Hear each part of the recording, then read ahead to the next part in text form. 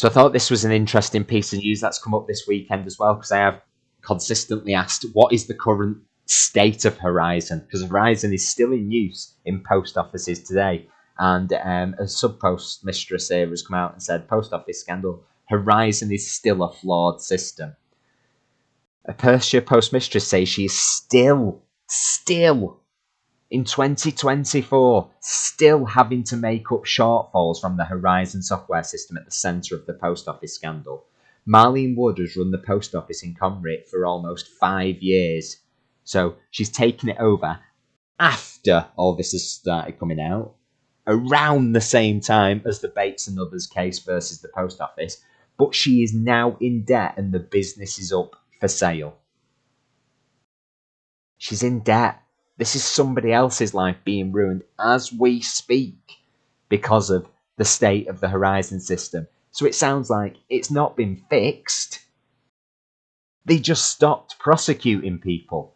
Last month,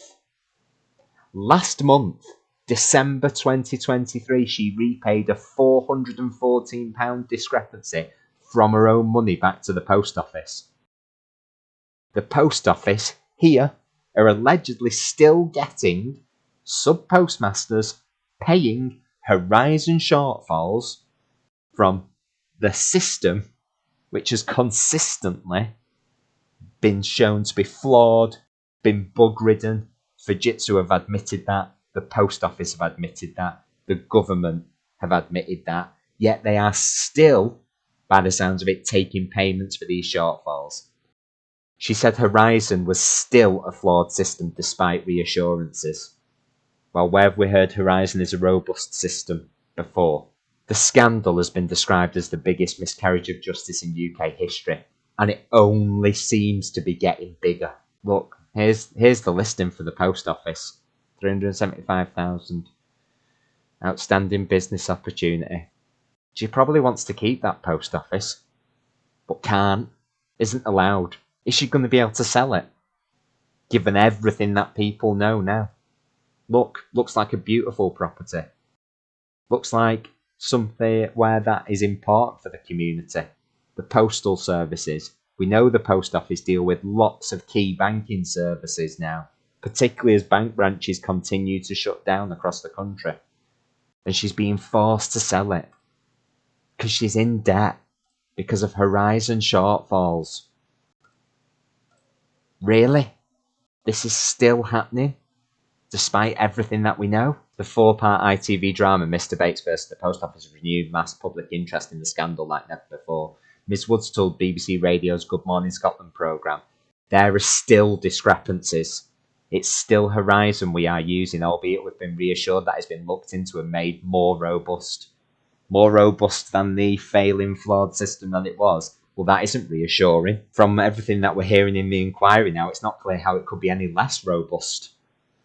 But any kind of rhetoric, look at the word she's using there to describe what the post office is saying, rhetoric. But any kind of rhetoric that comes from the post office has to be taken with a pinch of salt. Still, are we not learning from this? This is the current management of the post office now. We're not even talking about the former management. What do they have to say about this?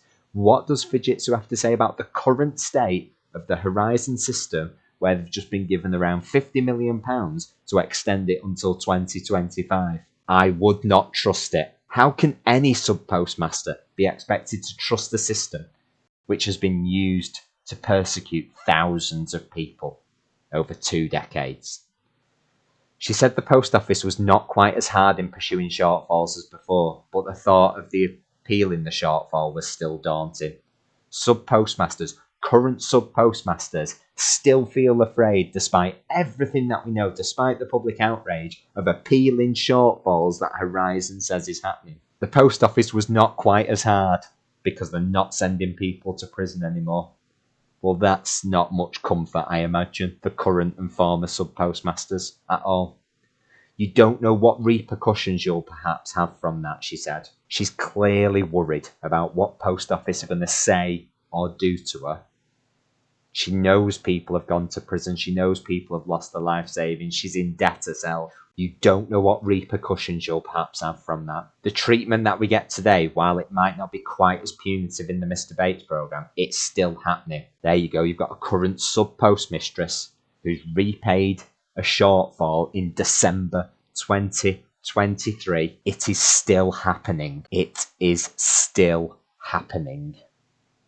And that's why I've consistently spoken about concerns about the current state of Horizon. Just because the post office has stopped prosecutions, which it could restart at any point if it wasn't for the public outrage, and if that dissipates, could restart again, it is still happening. Miss Woods said postmasters and postmistresses were still apprehensive of the weekly balancing day. We've seen the effect it's had on the mental health of people. We've seen that they think the only way out of it is to take their life by suicide. Still apprehensive of the weekly balancing day. They're dreading this day every week by the sounds of it. And it doesn't sound like she's the only one, as the post office used to like to say. She said if you speak to any postmaster and ask them what kind of day a Wednesday is, they'll tell you exactly what the impact is.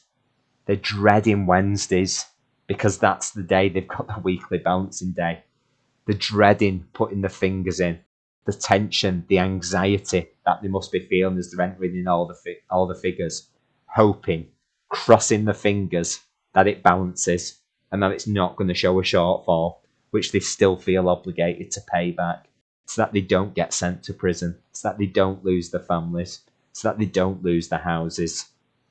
How can this be right? When you press that button to see what the final balance is, it is very, very rarely comes up and tells you there were no variances in the system. So a variance is presumably something which doesn't balance equally to 0.00, no surplus, no shortfall. When you press that button to see what the final balance is, it very, very rarely comes up and tells you there are no variances. Very, very rarely. That doesn't sound like an improved system. In fact, it sounds like it could be worse than before. Very, very rarely comes up with the correct figure. Wow. Of course you're going to dread this day every week. How much is it going to be this week? Is it going to be tens, hundreds, thousands of pounds in shortfall? What am I going to do? I've got no access to the data. It's not paper records anymore. Are sub-postmasters being given access to this data? Is it being investigated properly now? We just don't know. She said she was now in a difficult position having to sell the business as she loved the job. She said, the reality is that today my retail side of the shop is paying for my post office. I can't get away from that. Just like in the harrowing stories we heard in Mr. Bates versus the post office, the retail side of a shop, a separate business, is paying for my post office. The post office isn't paying for itself. She's having to run the shop, the retail side of it, to pay for the post office. I can't get away from that. No wonder this poor woman feels like she has to sell the shop.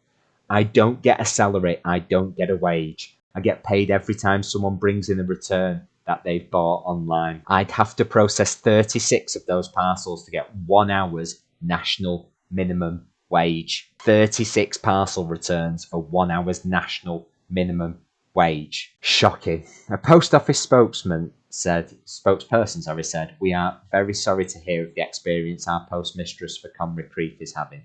Our area manager has visited her to understand the issues and talk through the support that is available, which could make a difference to her situation, and we are following this up. It's too late. She's paying back shortfalls. How many of those has she paid back? How much money has she given up? It's on the market. She can't afford it anymore. She probably can't afford the stress anymore. And the effects on her mental health. We don't know if there's any effects on her physical health. Why is this support only coming now, after it's hitting national news? Wow. We're still being reactive at this point as a post office. We're not being proactive. Surely if this has shown us anything, it's that we need to proactively, after 2 decades of this mess going on, need to be proactively sorting this out immediately. Surely that's the one lesson that we have learned from this so far. The story of Marlene Woods, a sub-postmistress, who only took over in 2019. After all these details started flowing out to the public, Horizon is still a flawed system. Wow. And we'll finish off with a quick update on the petition Hull Fujitsu to account for the post office scandal. We have passed 236,000. Now we're at 236,037 signatures.